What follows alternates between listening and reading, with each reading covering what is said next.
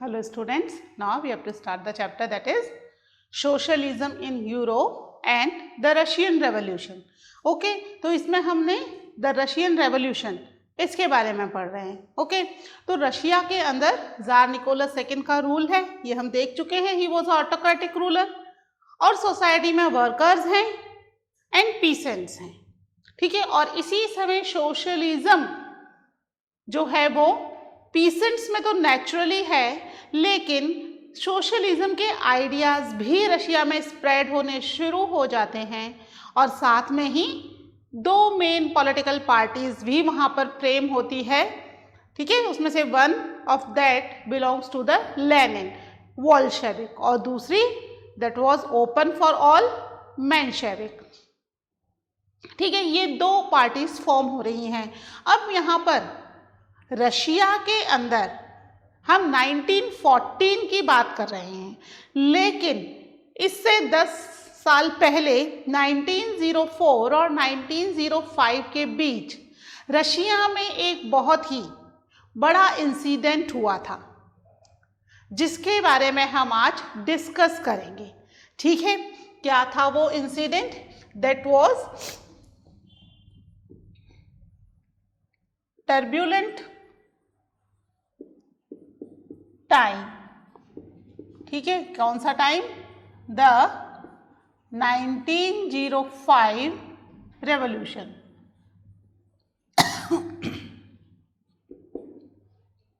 ठीक है, ये जो टाइम पीरियड था, ये टाइम पीरियड जो था वो कैसा था?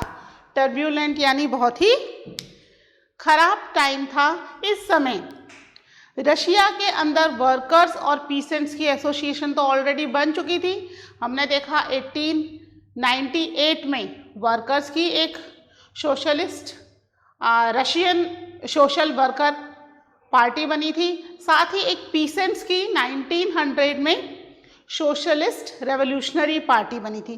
तो ये जो सोशलिस्ट वर्कर्स पार्टी है और सोशलिस्ट रेवोल्यूशनरी पार्टी हैं, दोनों ही पार्टीज वर्कर्स के राइट्स के लिए और पीसेंट्स के राइट्स के लिए काम कर रही थी.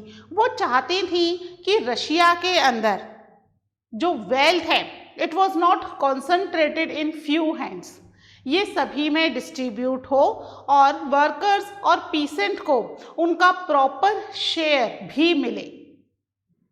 इसके लिए पार्टीज कंटिन्यू वर्क कर रही थी, लेकिन अभी तक भी रशिया के अंदर कोई कॉन्स्टिट्यूशन या कोई भी पॉलिटिकल एसोसिएशन जैसी चीज़ नहीं बनी है ना. हमने फ्रेंच रेवोल्यूशन में पढ़ा था 1789 में रेवोल्यूशन शुरू हो गया और 1791 में तो वहाँ पर पार्लियामेंट बननी शुरू हो गई, कॉन्स्टिट्यूशन बनना शुरू हो गया. रशिया में उसके 100 साल बाद तक भी 1904 एंड और 5 की बिगनिंग का टाइम पीरियड है ये, उस समय तक भी 100 साल से ज़्यादा हो गए, लेकिन रशिया में अभी तक भी कोई कॉन्स्टिट्यूशन या पार्लियामेंट नहीं है. और ये जो सोशलिस्ट वर्कर्स और सोशलिस्ट रेवोल्यूशनरी पार्टीज़ हैं, ये कंटिन्यू डिमांड कर रही हैं कि यहाँ पर either they form a parliament और यहाँ पर एक कॉन्स्टिट्यूशन भी फॉर्म किया जाए. लेकिन ज़ार, रशिया का ज़ार तो ये सब नहीं चाहता. He was an autocratic ruler, और ऑटोक्रेटिक रूलर है तो भाई अगर उसकी इच्छा के बिना कंट्री के अंदर कोई भी एसोसिएशन फॉर्म होती है, अगर पार्लियामेंट बन जाती है तो he has to work according to the parliament.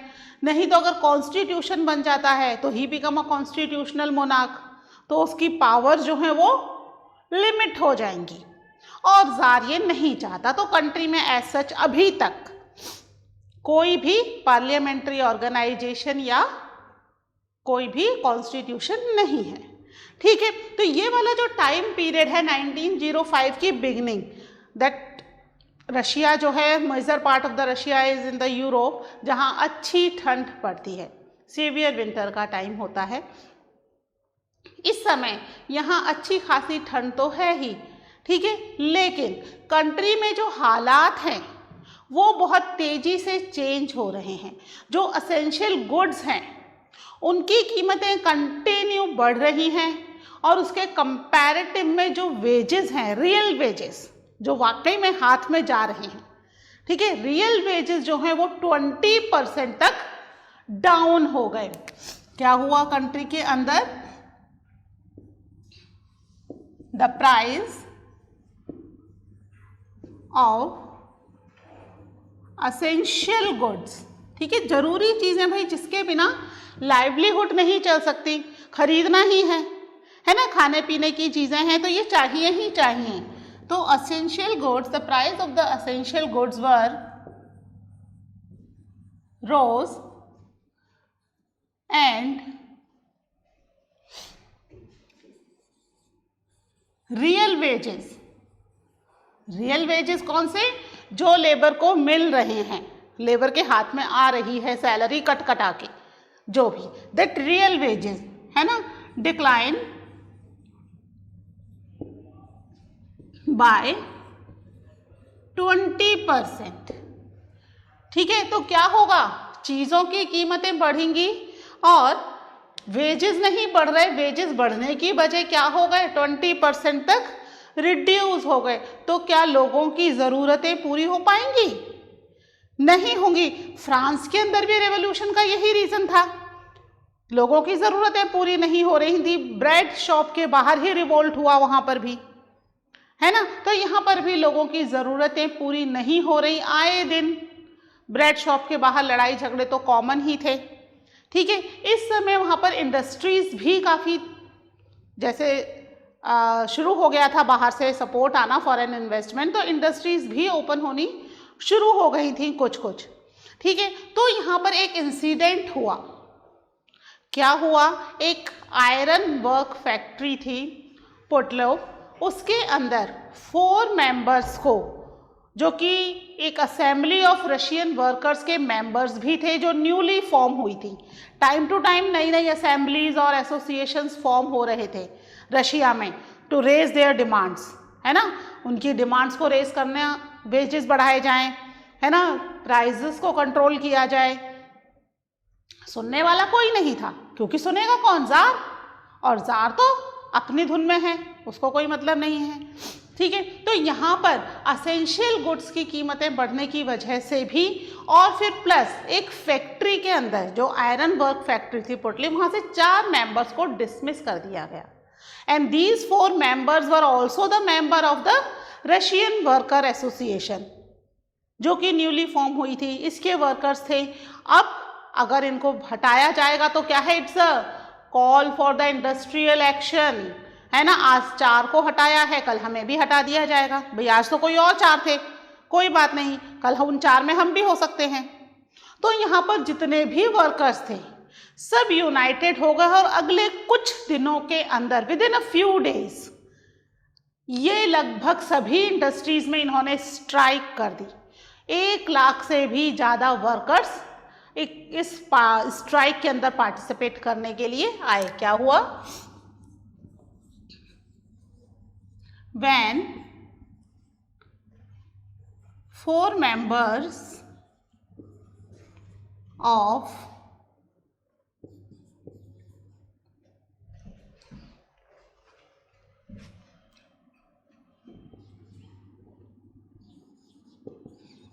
Portlev iron work were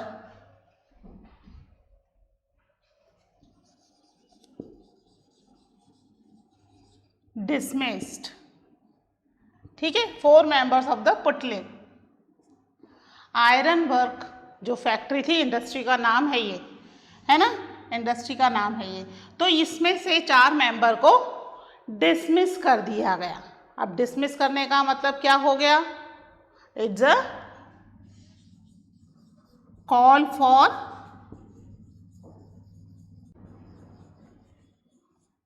industrial action, है ना। जितने भी इंडस्ट्री में काम करने वाले थे सभी एक्टिव हो गए। आज इन 4 को किया है, कल हमको करेंगे, बिना किसी रीजन के डिसमिस किया गया था। इवन रशिया में अभी तक भी एसोसिएशन और पॉलिटिकल पार्टीज बनाना भी लीगल नहीं था, इट ऑल वॉज इलीगल, है ना। तो यहाँ पर जितने भी वर्कर्स थे, over next few days 1,10,000 workers of factories started strike पर चले गए, strike and डिमांडिंग, क्या डिमांड थी उनकी? सबसे पहले तो उनके वर्किंग आवर्स रिड्यूस किए जाएं, है ना, फर्स्ट डिमांड।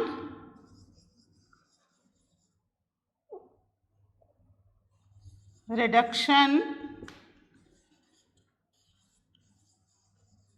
इन वर्किंग डेज एज 8 आवर्स, है ना, वर्किंग डेज में 8 आवर्स किए जाएं। दूसरी,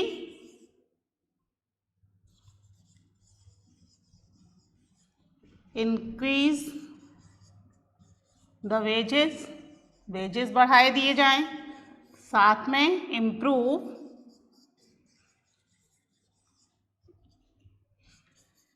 द वर्किंग कंडीशन,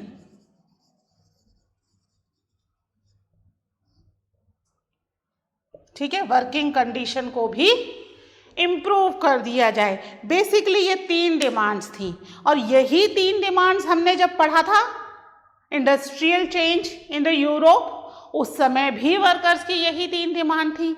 यानी कि जो पूरे यूरोप की प्रॉब्लम है वही प्रॉब्लम कौन फेस कर रहा है? रशिया भी फेस कर रहा है ना। अभी तक इनकी डिमांड शांति से चल रही थी आपस में ही, लेकिन अब इस पुटलिफ आयरन वर्क्स में से जैसे ही 4 मेंबर को डिसमिस किया, इन्होंने मिलकर के अपना एक ग्रुप बना लिया, स्ट्राइक पर चलेगा और अपनी डिमांड्स रेज करना शुरू कर दिया। ठीक है, अब ये जो डिमांड्स रेज की हैं किससे रेज की जाएंगी? क्योंकि कंट्री में तो रूलर का रूल है ना, जार का रूल है, ऐसा कोई पार्लियामेंट तो है नहीं जिससे डिमांड की जाएंगी।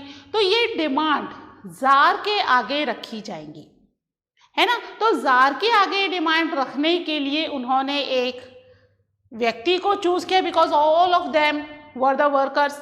तो राजा से बात कैसे करेंगे, है ना। तो उन्होंने फादर गैपन को अपनी इस मुहिम का लीडर बना दिया कि भाई आप हमारी तरफ से ये डिमांड्स हमारी राजा के पास रखना, ठीक है। और वो फादर गैपन की लीडरशिप में राजा से मिलने के लिए उसके विंटर पैलेस की तरफ चल पड़े सारे के सारे 1,10,000 workers including all these 4 members also, है ना, कि भाई हमारी डिमांड्स को पूरी किया जाए। हम बहुत ज़्यादा सफ़र कर रहे हैं रशिया में, हमारे वेजेस बहुत कम हैं और चीज़ों की प्राइस इतनी ज़्यादा है, हमारे वर्किंग आवर्स इतने ज़्यादा हैं कि हमें कुछ और करने का टाइम ही नहीं मिलता है, प्लस हमारी लिविंग कंडीशन भी बहुत ख़राब है ना, वर्किंग कंडीशन भी बहुत ख़राब है। तो as a ruler of the country आप हमारी कंडीशन को इम्प्रूव करने के लिए कुछ रूल्स रेगुलेशंस बनाओ। ये सारी डिमांड वो जार के आगे रखना चाहते थे।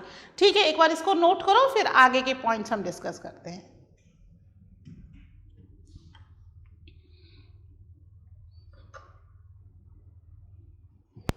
ठीक है, इसको रब कर रही हूं।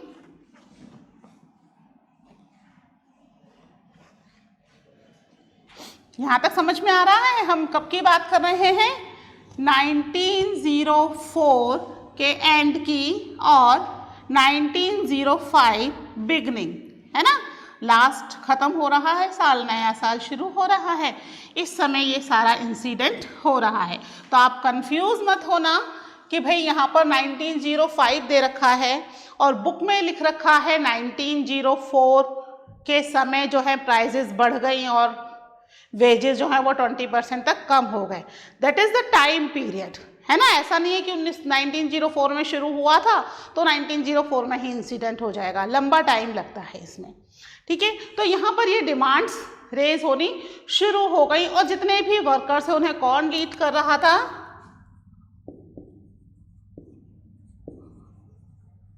The procession led by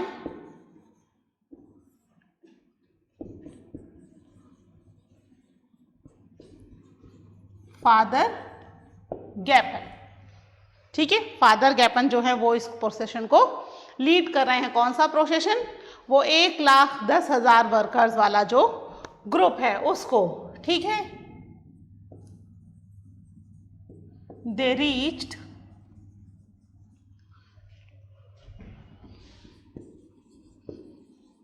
the winter palace. अपने डिमांड्स को लेकर कहाँ पहुंच गए? विंटर पैलेस में पहुंच गए, राजा के घर में पहुंच गए। लेकिन क्या हुआ उनके साथ? बट अचानक से राजा के महल में से, राजा के पैलेस में से कुछ पुलिस और कॉसेक्स निकल करके आए और इनडिस्क्रिमिनेट फायरिंग शुरू कर दी इन दिस प्रोसेशन। ठीक है, ये जितने भी लोग आ रहे थे इनके ऊपर इनडिस्क्रिमिनेट फायरिंग शुरू कर दी। नतीजा क्या हुआ? ये लोग लड़ने के हिसाब से तो आए ही नहीं थे, ये तो बातचीत करने आए थे कि भी राजा से बातचीत की जाएगी, कुछ सॉल्यूशन निकाला जाएगा। फादर गैपन एक इंटेलेक्चुअल व्यक्ति को लेकर के आए थे, लेकिन राजा ने बात करना तो छोड़ो, इनसे पूछा तक भी नहीं क्यों आए हैं। इवन अपनी पुलिस और कॉसेक इनके ऊपर छोड़ दी। ठीक है, but it was attacked by the police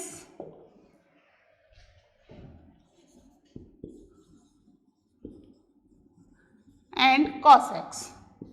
क्या होगा नतीजा? बहुत सारे लोग मारे गए और काफी सारे लोग इसमें इंजर्ड हो गए। ठीक है, लगभग 100 people were died and 300 were wounded। ठीक है, 300 से ज़्यादा लोग घायल हो गए, 100 के आसपास लोग तो वहीं ऑन द स्पॉट उनकी डेथ हो गई। भगदड़ मच गई पूरे के पूरे ग्रुप में, जो लोग इतने कॉन्फिडेंटली फादर गैपन के साथ राजा से मिलने आ रहे थे। ठीक है, और इस इंसिडेंट का नतीजा ये हुआ कि पूरी रशिया में उथल पुथल मच गई। इस जो दिन है, इस दिन को वहां के लोग किस नाम से जानते हैं? This incident was known as bloody Sunday. ठीक है, ब्लडी संडे क्यों? उस दिन संडे था, है ना, संडे के दिन राजा भी फ्री है, ये लोग भी फ्री हैं, फादर गैपन भी फ्री हो गए, तो चलो राजा से मिला जाए। और उस दिन इतना ज़्यादा ब्लड राजा ने बहाया अपने ही लोगों का, उसके ही तो पॉपुलेशन है ये, है ना, वो राजा है तो ये सब उसी की पॉपुलेशन है रशिया की। तो रशिया के राजा ने ये काम किया। This day is known as the bloody Sunday, या फिर इसको रिवोल्ट ऑफ 1905 के नाम से भी जाना जाता है। इसका एक और नाम है, एक जो नेक्स्ट रिवोल्ट होगा उसकी, इसको हम कह सकते हैं कि it was a dress rehearsal.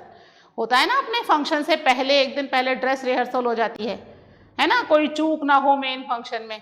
तो एक नया जो इंसिडेंट होगा जिससे पूरी रशिया में गवर्नमेंट चेंज होगी, उसकी इसको ड्रेस रिहर्सल भी कहा जाता है। कि यहाँ पर already they were tried to raise their demands in front of the king, but it was fail. Fail पूरी तरीके से फेल तो नहीं कह सकते, क्योंकि इसकी वजह से पूरे रशिया में मेनली जो बड़े बड़े सेंटर्स थे, या फिर कह सकते हैं कि जहां पर राजा रह रहा था, सेंट पीटर्सबर्ग और इंडस्ट्रियल एरिया मॉस्को, इन जगहों पर बहुत ज़्यादा उथल पुथल मचनी शुरू हो गई।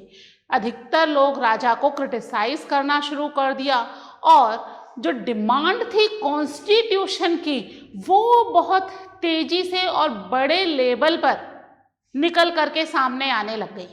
अब लोगों को एक कॉन्स्टिट्यूशन चाहिए था, ठीक है।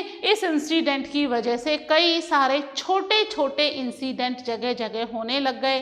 पॉलिटिकल पार्टीज या ट्रेड यूनियंस कह सकते हैं, वर्कर्स यूनियन कह सकते हैं, पीसेंट्स यूनियन कह सकते हैं, ये बननी शुरू हो गई and they were demanding for the constitution, ठीक है। इसकी वजह से जो सोशलिस्ट थे,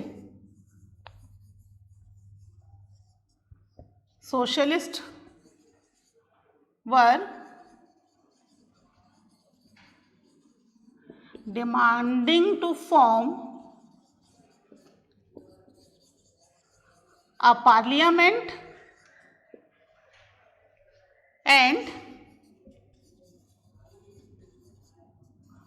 constitution for कंट्री, है ना। रशिया के लिए उन्हें क्या चाहिए था, एक पार्लियामेंट और एक कॉन्स्टिट्यूशन चाहिए था। इतनी ज़्यादा डिमांड बढ़ गई कि अब ज़ार को लगने लगा कि इनको कंट्रोल करना मुश्किल हो जाएगा। पहले ही ये ब्लडी संडे वाला इंसिडेंट कर चुका है, अगर अब उसने कुछ और किया तो ऐसा ना हो कि उसकी खुद की पॉपुलेशन ही उस पर अटैक कर दे, है ना। राजा की जो थोड़ी बहुत रिस्पेक्ट है लोगों के मन में, जो राजा की डिग्निटी है, वो भी ना ख़त्म हो जाए। तो इसलिए राजा ने एक्सेप्ट कर लिया कि ठीक है, now we can form a parliament. उसने पार्लियामेंट बनाना एक्सेप्ट कर लिया, लेकिन उसके एवज में उसने लोगों से कहा कि जितनी भी यूनियंस हैं, पॉलिटिकल पार्टीज हैं, वो सब आपको डिसॉल्व करनी पड़ेंगी। All the unions and political parties it become illegal, वो नहीं चलेंगी। या तो आप पार्लियामेंट बना लो या आप ये यूनियन बना लो। तो लोगों ने कहा वी नीड अ पार्लियामेंट, जो हमारी बात सुने, हमें हर बात राजा को कहनी ना पड़े, है ना। तो लोगों ने इस चीज़ को एक्सेप्ट कर लिया, ठीक है। इसको नोट डाउन कर लो, फिर देखते हैं व्हाट वाज द पार्लियामेंट, कैसे पार्लियामेंट थी और किस तरीके से काम हो रहा था पार्लियामेंट का।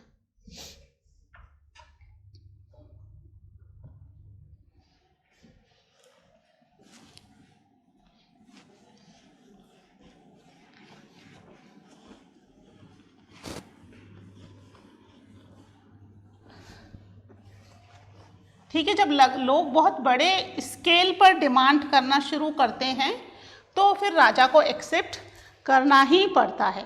तो अब राजा ने क्या कर दिया यहाँ पर, नाउ ज़ार अलाउड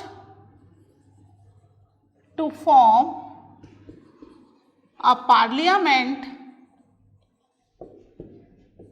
कॉल्ड, क्या नाम दिया गया उस पार्लियामेंट को, ड्यूमा। ओके, ड्यूमा नाम की एक पार्लियामेंट बनाई गई। ओके, इस पार्लियामेंट में जब फर्स्ट इलेक्शंस के थ्रू लोगों को लिया गया तो फर्स्ट पार्लियामेंट में मोस्ट ऑफ द लिबरल्स और रेडिकल्स थे। अब जब लिबरल्स और रेडिकल्स होंगे तो क्या राजा की चल पाएगी वहां पर?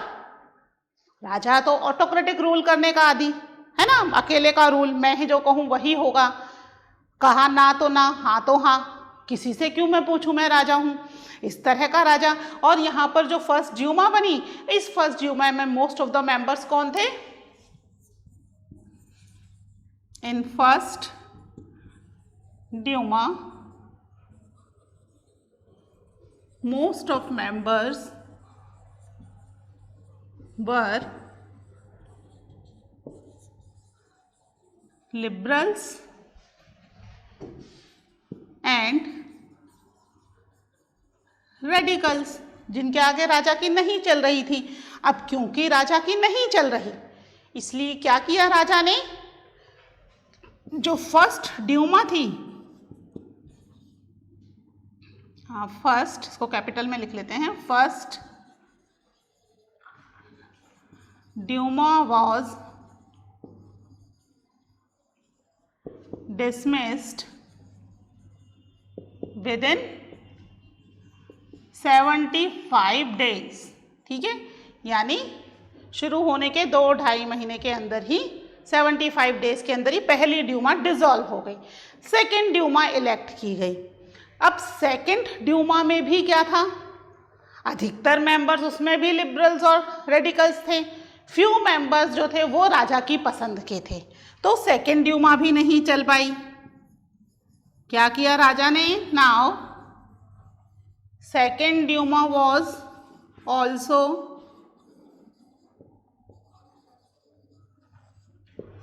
dismissed within 3 month। कुछ दिन इससे ज़्यादा चल गई, 15-20 दिन इससे ज़्यादा चल गई। ठीक है, 3 महीने में ही इसको डिसमिस कर दिया गया एंड द थर्ड ड्यूमा बनी। ठीक है, फिर जो थर्ड ड्यूमा बनी इसके अंदर कौन से मेंबर्स थे, third Duma was packed with the conservatives. कौन है कंजर्वेटिव्स, जो राजा के हिसाब से चलते हैं, राजा की हाँ में हाँ मिलाते हैं, उनके साथ ये ड्यूमा जो थी वो फाइनली बन करके आई और ये ड्यूमा जो थी ये काम करना शुरू किया। यानी ये ड्यूमा राजा को फाइनली पसंद आई कि ठीक है इस ड्यूमा के साथ काम किया जा सकता है। तो इस तरीके से विद इन 6 मंथ 3 ड्यूमा यहाँ पर बन गई। ठीक है, बार बार मेंबर्स इसके चेंज हो रहे थे, जितने भी लिबरल्स, रेवोल्यूशनरीज, रेडिकल्स थे उन सबको ड्यूमा में से बाहर निकाल दिया गया। और एटलीस्ट जो एक डिमांड थी लोगों की कि they want a political parliament, they want a parliament in the country, तो ड्यूमा के नाम से पार्लियामेंट बनी, but it was packed with the conservative. और इसके अंदर अब लिबरल्स, रेडिकल्स, रेवोल्यूशनरीज के लिए कोई जगह नहीं है। तो क्या ऐसी ड्यूमा काम कर पाएगी? राजा के पसंद के लोग हैं कंजर्वेटिव, है ना, तो यहाँ पर ये लोग जो हैं वो राजा के साथ कोऑपरेट ही करेंगे, राजा की हाँ में हाँ ही मिलाएंगे। ठीक है, तो इस तरीके से रशिया में पहली पार्लियामेंट बन करके तैयार हो गई। और ये जो 1905 वाला इंसिडेंट है, it was an important incident in the Russian revolution. ठीक है, फिर पढ़ते हैं आगे in the next lecture. Till then take care, bye.